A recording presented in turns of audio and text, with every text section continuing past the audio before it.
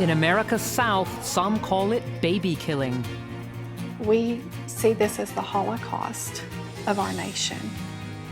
My body, my choice. Alabama has passed a law to ban abortion. Other states are following suit. America's going to wake up one day. This is infanticide. Women in some states could be forced to have their babies even if they've been raped. If I'd had the option to terminate my pregnancy, I would have made that choice. Across the country, many are outraged. This is not a moral issue. I think a lot of this is about politics and political gain. Tonight on Panorama, I travel across America and meet people on both extremes of the debate. Allowing children to be ripped from their mother's womb right up until the moment of birth. You don't have a problem with Absolutely killing a baby. I have no problem if it's in the mother's uterus. With President Trump backing America's religious conservatives, we ask, could women here lose the right to abortion?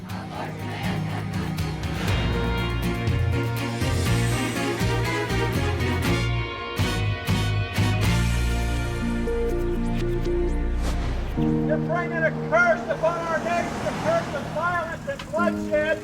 The Bible says that bloodshed touches bloodshed. You need to repent. You're going to have In the to Deep stand before South, God. a profoundly religious part of America, abortion clinics today are under siege.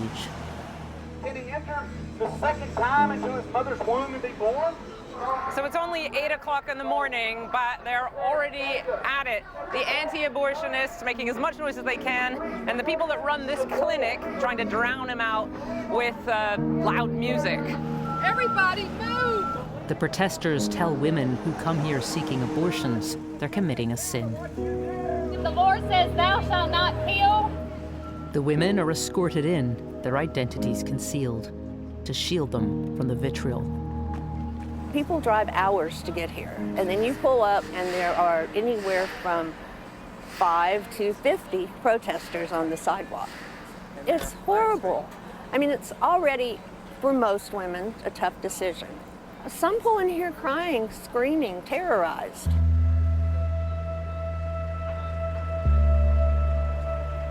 we want to help you. Come talk to us.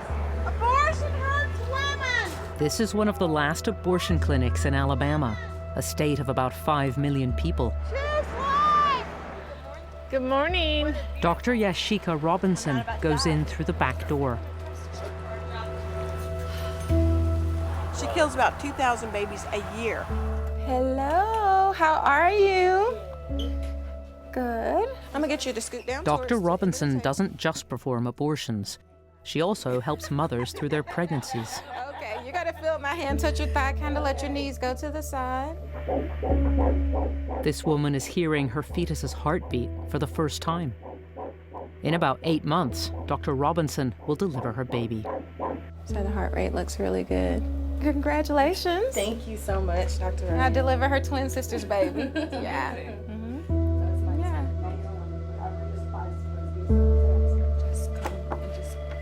But now, Dr. Robinson is preparing for an abortion, the first of 8 she'll perform today. Dr. Robinson is regularly harassed and threatened. So every morning when you walk into work, you have to run the gauntlet? Yeah, most every morning. And now it feels like it has picked up. It's a little bit more hostile. Our protesters feel more empowered. They would stand there with signs with all kinds of grotesque things on there, like Dr. Robinson kills black babies. Do you ever get scared for your safety, for your family's safety? I'm always very cautious. I remind my children to be cautious. She has good reason to be afraid. 4 abortion providers in America have been murdered since the 90s. Dr. Robinson often gets death threats. What motivates you to keep doing your job here in Alabama when there's so much hostility? There's no part of me that would allow people just being bullies make me turn my back on doing what I know is right for my patients and providing care that I know is necessary for them. This 22-year-old, we'll call her Sandra, is 17 weeks pregnant. She wants to remain anonymous. Many consider what she's doing shameful. She's been to 2 neighboring states trying to get an abortion. You're from Mississippi, but you couldn't get an abortion in Mississippi. Yeah, because of the number of weeks that I was. This is one of the only clinics in the Deep South that will perform a 17-week abortion. It's going to cost Sandra over $1,000. She's going in a few minutes. How are you feeling emotionally right now? I mean, it's sad. It really is. But, you know, I try not to think about it just because, you know, it is a part of me. Sandra got pregnant after she forgot to take her birth control pill. You don't feel like you want a child right now? No. I don't want to bring a child into this world struggling and, you know, working myself to death to try and feed and care for the child. I can barely take care of myself, you know, I can barely afford to pay rent. Looks like you need to go in now. Can we get in the back door? Go through the front door? Okay.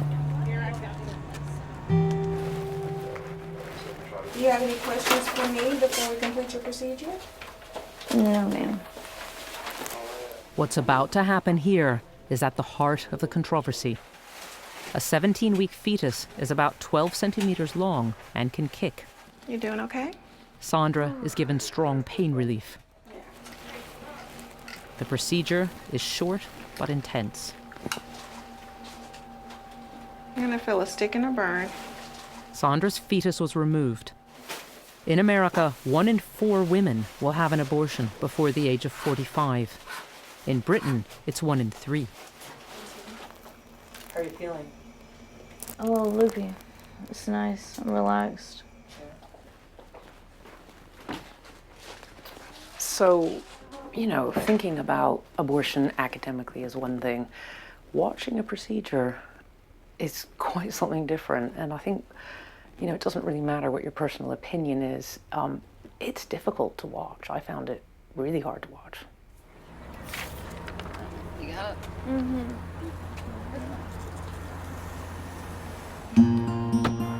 But Sandra, on her way home, just felt relief. There's been a weight on my shoulders. Feels like it's lifted now. It's already hard to get an abortion in America's South, but soon it could get a lot harder. This May, Alabama passed a law banning all abortions, except where there are serious health risks to the mother or where the child will die. The law is being challenged in court, but is due to take effect in November. Women's rights are just being, you know, thrown away, basically. Those people who are protesting, they will not be there at the end of the 9 months whenever you have to care for the child. They're not going to go and buy the food for it or diapers. Dr. Robinson herself, under the new law, could face a lifetime in jail.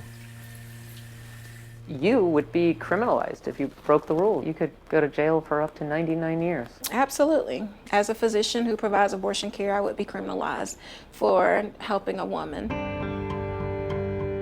And it's not just Alabama. 11 other states have joined the crusade.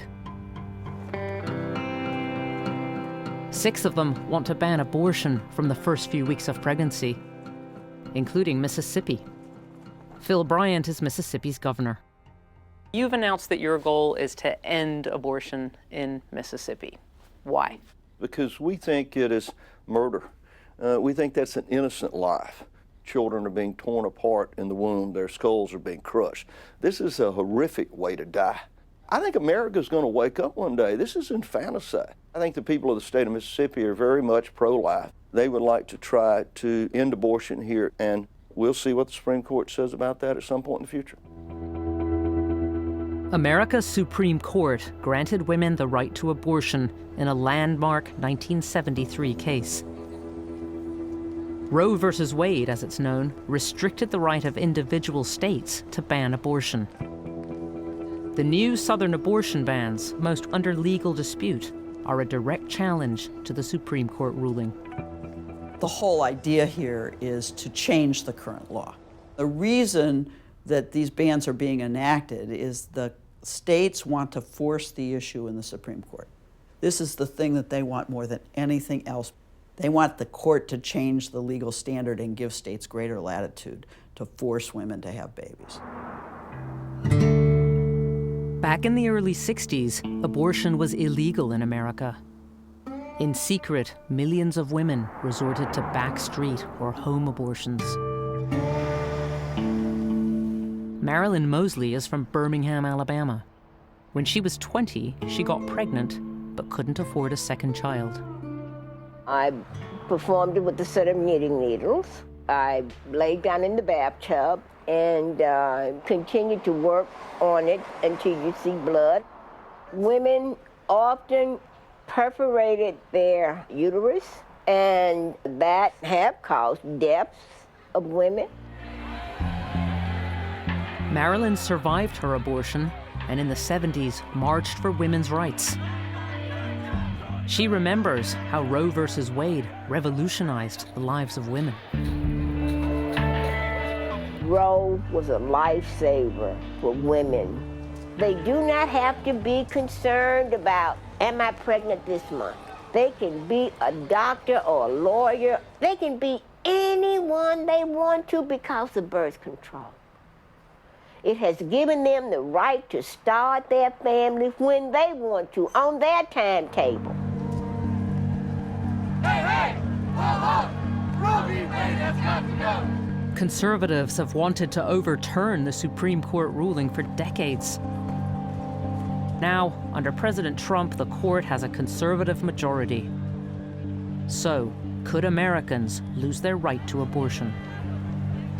This is the prize of the conservative movement.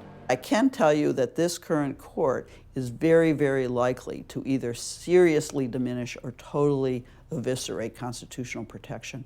And that means the question of abortion will return to the states, which are, in this day and age, dominated by Republican control at the state level. So you believe Roe versus Wade will be overturned? I do. I do. Won't banning abortion lead to more backstreet abortions? Well, I hope it will remind them not to get pregnant. There are multiple ways not to get pregnant. We're just asking you to be a little responsible, to take on the individual responsibility of not getting pregnant. We headed hundreds of miles across the Deep South towards Arkansas. It's not called the Bible Belt for nothing. It's like there's a church on almost every corner here. Praise God. We reached one of the only abortion clinics in this state. Praise God. Praise God. Just as in Mississippi and Alabama, most people here, and most women, oppose abortion. While God saved me from abortion, He saved my soul, and I feel like this is a calling that You've called me to be a voice for the voiceless and give hope to those mothers. You shall love your neighbor as you love yourself. Abortion is the exact opposite of His commandment. It is not natural for a mother to kill her own child. The belief amongst many Christians here is that life starts at conception and must be preserved at almost any cost. Candy is a mother of 7. When she was 19, she got pregnant and chose to have an abortion. She's still traumatized by what happened in the clinic. That deep spirit within me was like, no, this is not right. And I changed my mind on the table. I had the nurse telling me that it was too late, and I was fighting the nurse. She called for help. 2 other nurses came in, and they held me down while the abortion was completed. Nature tells us how valuable human life is. Candy turned to religion. Then she set up an agency to give women considering abortion an alternative: adoption. I took the life of that child. With adoption, you always have hope of knowing how they grow up, what they become, being reconnected with them. There is great hope in adoption. 14 years ago, Candy met a woman carrying a fetus believed to have major health issues. It was a rape and incest case. Did she want to abort? She had a lot of pressure on her about that, but she, at the point where... From who? Well, family, the world. Wanted her to abort? Yeah. Did you personally persuade her not to have the abortion? We talked a lot about life and fetal development and why adoption. The mother chose to have the baby. Candy adopted her. So this we call the girls area, my 19-year-old, my 21-year-old, and then of course Anne-Marie. This is her room. This is Anne-Marie. How would you describe yourself? Being bossy, kind, and sweet. You're bossy. Anne-Marie was born with an incurable skin disease called epidermolysis bullosa. It leaves raw, open wounds on much of her body. She's in constant pain. That little bitty spot is a good indicator what her whole stomach looks like. She could wake up and be fine, and within minutes, her stomach is, not doing well. Because of her condition, she gets blisters down her throat. If it gets to where she can't eat, she has a Mickey, which is like a feeding tube here. Anne-Marie goes to school for a few hours a week. She's already lived longer than anyone predicted. Few with her condition reach adulthood. Do you think there are any circumstances in which a woman should be able to have an abortion? I believe it has to be extreme cases. I don't believe that we get to make the decision on who lives and who dies. Y'all have a good time tonight. And even if the mother was raped, as Anne-Marie's was, it makes no difference to Candy. The child is innocent in all of this. Having an abortion doesn't take away the rape. In America today, the most personal matters have become political. If the Supreme Court ruling is overturned, the abortion bans in 9 states will even apply to women who've been raped, and to those whose children would be born with severe disabilities. Back in Alabama, we met Dina Zerlot. Dina says she was raped when she was 17. It was a boy I knew from school. He followed me into the kitchen and proceeded to push me down and choke me and raped me. For ongoing health reasons, Dina didn't find out she was pregnant until 8 months later, which meant she couldn't get an abortion. She was also told her child would be severely disabled. There would be no higher function of her brain. She would be born blind and deaf. She would be unable to probably suck a bottle. She would live in pain. Dina loved Zoe deeply, but her child also brought back memories of the rape. I was constantly being brought back to that trauma on a regular basis. I also grew up with an evangelical father, and there was a lot of talk about, women's shame and how your body leads men into certain behaviors, and the shame was just crumbled me, it crushed me. Zoe was in her own agony. Her whole body would just lock up, and almost like to the point where you were afraid to touch her, afraid to move her because it looked like her bones might break. Zoe had a short, painful life. Zoe died whenever I was 19 years old. She didn't make it to her 2nd birthday. Dina's case is unusual because she was so far along in her pregnancy, but she's outraged that rape survivors, even in early pregnancy, may soon lose the right to abortion here. If I'd had the option to terminate my pregnancy, I would have made that choice. With what I went through, there was already such a tremendous loss. To Governor Bryant, though, abortion is simply murder. You want to ban abortion even in the cases where the woman has been raped or the victim of incest. Is Well, that right? two things about that. One, the child had nothing to do with it. An ideal scenario would be to save every child. But just looking at the issue itself, it's a very difficult thing It is for a difficult. woman to carry her Sure. rapist's Sure. child. It is, and it's a very difficult thing for a baby to be dismembered.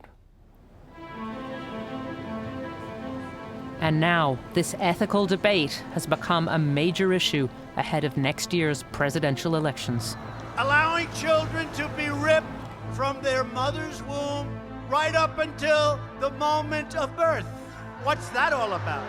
President Trump, who won the last elections by a small margin, hopes the conservative Christian vote will help him win again. He's using red meat everywhere you turn. That riles up his base. It riles up both the evangelical part of the base. It riles up those who are white nationalists. It riles up people who are anti-abortion. But the majority of Americans, around 60%, broadly support the right to abortion. Democrats are vying for their votes. There is a well-funded attack coordinated by right-wing extremists to deny women the right to control their own bodies. Standing up for an unequivocally pro-choice agenda. And now, the fight's getting really ugly. President Trump is focusing the debate around the most sensitive issue, abortions in the late stages of pregnancy, which he describes like this. The baby is born. The mother meets with the doctor, and then the doctor and the mother determine whether or not they will execute the baby. I don't think so. What he described is not a method of abortion used in America. Over 98% of abortions take place before 21 weeks. Very late abortions are rare. Women who seek them out often desperate. I believe late-term abortion and later-term abortion are highly misunderstood. It is happening under unthinkable circumstances, and it is pregnant people who are being met with choices that are impossible to make. I wanted to hear from someone who carries out abortions in the later stages of pregnancy. There are only 4 clinics dedicated to this in America. I headed north to meet one of the doctors. So I'm crossing into Washington, D.C. now. This is one of the most staunchly pro-abortion parts of the country, the polar opposite of Alabama. About 70% of people here support abortion. And, you know, sometimes it feels almost like you ought to be crossing the border, because this is the other America. Dr. Leroy Carhart in nearby Maryland is one of America's most controversial abortionists. It has to come as He says he loves his job because of the impact he has on people's lives. So these are all letters from your patients? Yeah. To the staff and Dr. Carhart, this was one of the hardest times in my life. I didn't even think it was possible to get this abortion because of how far along I was. My baby would have suffered so much because of the birth defects. The law here says a woman can only have a late gestation abortion if the child might not survive or if the woman's health is at serious risk. So how broadly do you define medical need? It goes into financial health, social health. There's a large laundry list. But what's important to me is the woman has to tell me that it's going to destroy her life if she can't carry the baby, if she has to carry the baby.